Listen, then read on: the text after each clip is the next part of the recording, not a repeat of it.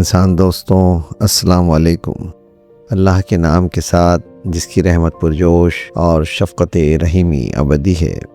دوستوں، آج کی ویڈیو کا ایک ہلکی بھلکی گفتگو ہے جو مجھے آپ سے کرنی ہے۔ ابھی میں CNN دیکھ رہا تھا، وہاں ایک خبر دیکھی۔ ظاہر ہوتا ہے کہ ایران کی جوہری صلاحیت اور سپلائی چین کو مٹایا نہیں جا سکا۔ یعنی انگریزی میں کچھ خبر اس طرح تھی کہ appears to show Iran nuclear supply chain not obliterated۔ یہ ہیڈنگ میں دیکھ رہا تھا، ایران کی جوہری صلاحیت ہے، اس کی سپلائی چین کو یعنی پوری طرح مٹایا نہیں جا سکا۔ ایک ایسے موقع پر جبکہ ایسا لگ رہا تھا کہ معاہدہ بہت قریب ہے، سائن ہونے والا ہے۔ خیر، رات کو دوبارہ ایران اور امریکہ کے درمیان جھڑپیں ہوئی ہیں، تو یہ معاہدہ دیکھیں کب ہوتا ہے، خدا جانے۔ لیکن ٹرمپ کی جو چالیں ہیں، جو ٹرمپ کی حکمت عملی ہے، وہ CNN کی بریکنگ نیوز ہے جو میں نے آپ سے ڈسکس کی۔ وہ پورے ایک سفارتی جو بیک چینل کشن چل رہی ہے، اس کا ایک کلائمیکس، یہ سرخی جو بالکل اس حقیقت کی تصدیق کر رہی ہے جس پر ہم شاید غور بھی کر رہے ہیں کہ جدید جنگوں میں مکمل تباہی، آبلیٹریشن ضروری نہیں ہوتی ہے۔ اگر ایران کی نیوکلیئر سپلائی چین مکمل طور پر تباہ ہو جائے، اب دیکھیں ایسے موقع پر جب کہ معاہدے پر سائن ہونے جا رہے ہیں اور یہ خبر آنا کہ ایران کی نیوکلیئر سپلائی چین مکمل طور پر تباہ نہیں ہوئی ہے، تو اس کا مطلب یہ ہے کہ یہ جنگ اب ایک نہایت ہی اسٹریٹجک کمپرومائز، تصویراتی سمجھوتے کی طرف جا رہی ہے۔ اس صورتحال کو ہم کئی زاویوں سے دیکھ سکتے ہیں کہ ڈیل کی اصل بنیاد، اگر امریکی فضائی حملوں میں ایران کا ایٹمی پروگرام مکمل طور پر صفحہ ہستی سے مٹا دیا جاتا تو پھر میز پر ڈیل کرنے کی ضرورت ہی نہیں رہتی۔ یعنی یہ ڈیل اس بات کا ثبوت ہے کہ ایران پر جو امریکہ نے حملے کیے ہیں، اس کا مقصد ایران کو ان صلاحیتوں کے حصول سے روکنا ہے۔ روکنا کیا، اس صلاحیت کی حصول سے دور رکھنا ہے۔ امریکہ کو معلوم تھا کہ ایران کی جو اہم ترین تنصیبات ہیں وہ ظاہر اتنی گہرائی میں ہیں اور چھپایا جا سکتا ہے۔ ایسا نہیں ہے کہ چیزوں کو چھپایا نہیں جا سکتا، چھپایا بھی گیا ہوگا تو صرف بمباری سے اور اوپر سے اٹیک کر آپ کی انٹیلیجنس ہے اس کی بنیاد پر کچھ مقامات کو تباہ کر اسے زیرو نہیں کیا جا سکتا۔ اس کا امکان رہتا ہے کہ کچھ نہ کچھ چیزیں وہ ضرور بچا لیں گے۔ تو نیوکلیئر سپلائی چین کا بچ جانا کوئی بہت بڑی بات نہیں ہے، لیکن ایران کو ہے مذاکرات پر آنے کی جو اصل وجہ ہے وہ اس کا معاشی جو نقصان پہنچ رہا ہے، جس طریقے سے وہ پیچھے جا رہا ہے، 25 سال جو ہے وہ پیچھے چلا گیا ہے۔ اب اگر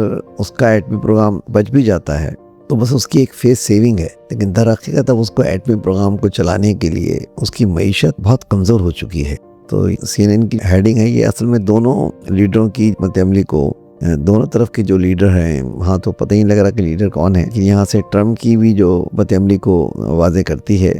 اب اس موقع پر ہم دیکھیں گے کہ ایرانی قیادت وہ بڑی فقریہ انداز سے عوام کے سامنے آئے گی کہ دیکھو، امریکہ کی تمام تر بمباری کے باوجود ہمارا پروگرام محفوظ رہا، ہم ہارے نہیں ہیں۔ یہ ایک قسم کا معذرت کے ساتھ آپ کو برا لگے گا، یہ شیخ چلی والا بیانیہ ہے جو انہیں اپنی حکومت کو بچانا اور اندرونی بغاوت کے امکانات کو ختم کرنے میں تو وہ کامیاب رہے ہیں۔ ٹرمپ اس بات کو سمجھتے ہیں، ٹرمپ خوش بھی نظر آئیں گے، اور خوش ہونے کی وجہ بھی ہے کہ وہ یہ جانتے ہیں کہ انہیں نیوکلیئر تنصیبات کو تباہ کرنے کی کوئی ضرورت بھی نہیں ہے۔ انہوں نے ایران کی معیشت کو تباہ کر کے ایٹمی پروگرام کا ایندھن، پیسہ اور وسائل کاٹ دیا ہے، اسے چھین لیا ہے۔ اب صنعت حقیقت کا ایک سادہ اصول ہے، جو لوگ صنعت سے وابستہ ہیں وہ جانتے ہیں، کسی بھی بڑے انڈسٹریل پلانٹ، بھاری مشینری یا بوائلر کو کام سے روکنے کے لیے اسے ڈائنامٹس اڑانے کی ضروری نہیں، بلکہ اس کا گاربیج اٹھانا جو ہے، اس کا جو ہے ڈیبریز اٹھانا مشکل ہو جاتا ہے۔ اگر آپ خام مال کی سپلائی روک دیں، بجلی کا کنیکشن جو ہے وہ کاٹ دیں، ایندھن کا راستہ روک دیں، تو اربوں روپے کی مشینری اپنی جگہ بالکل جو ہے، میں نے دیکھی ہے انڈسٹری کے اندر، سائڈ انڈسٹریل ایریا میں نے عرصہ کام کیا ہے، میں نے مشینری کو بالکل زنگ آلودہ ہوتے ہوئے، بالکل آپ کہہ سکتے ہیں سادہ زبان میں سڑتے ہوئے دیکھا ہے۔ یعنی وہ بیچنے کے قابل بھی نہیں رہی، کباڑی ہی پھر ان کو اٹھا کے لے کر گئے۔ تو یہ صورتحال ہو جاتی ہے۔ تو امریکہ نے ایران کے ساتھ کچھ ایسا ہی معاملہ کیا ہے۔ ایران کو جو معاشی نقصان پہنچایا ہے، معاشی نقصان امریکہ نے کیا پہنچایا ہے، میں کہتا ہوں یہ ایران کی لیڈرشپ نے پہنچایا ہے۔ یہ آج وہ ٹیبل ٹاک کر رہے ہیں، یہ پہلے بھی کر سکتے تھے، اور کچھ لے اور کچھ دے کی حکمت عملی سے اپنی قوم کو جو ہے پیچھے جانے سے بچا سکتے تھے۔ ہمیں یہ جاننا چاہیے، مسلمانوں کی لیڈرشپ کو یہ جاننا چاہیے، مسلمانوں کی اکثریت کو اس بات کو سمجھنا چاہیے کہ اب دنیا میں جدید حکمرانی کا وہ طریقہ کار نہیں رہا جیسے اب ہمارے ہمارے ہندوستان میں مغل آئے تھے اور وہ ہندوستان پر قابض ہو کے بیٹھ گئے تھے۔ اب مکمل قبضے والی جنگوں کا دور ختم ہو چکا ہے، اب کنٹرول ڈیمیج دور ہے، دنیا کنٹرول ڈیمیج پر آ گئی ہے، جو دشمن کو گھٹنوں پر آ کر شرائط ماننے پر مجبور کر دیتی ہے۔ اسے مکمل طور پر ختم کرنے سے بین الاقوامی سیاست میں بڑی ہلچل پیدا ہوتی ہے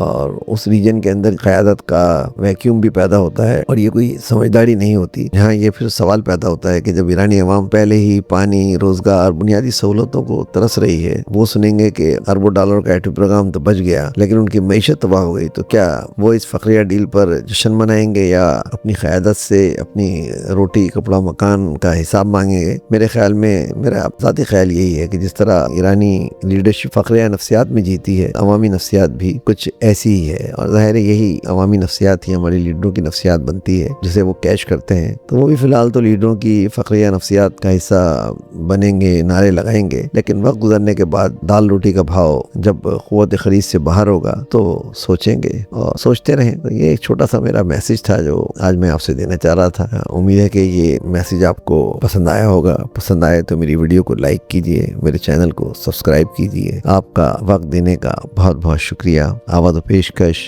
سراج الدین۔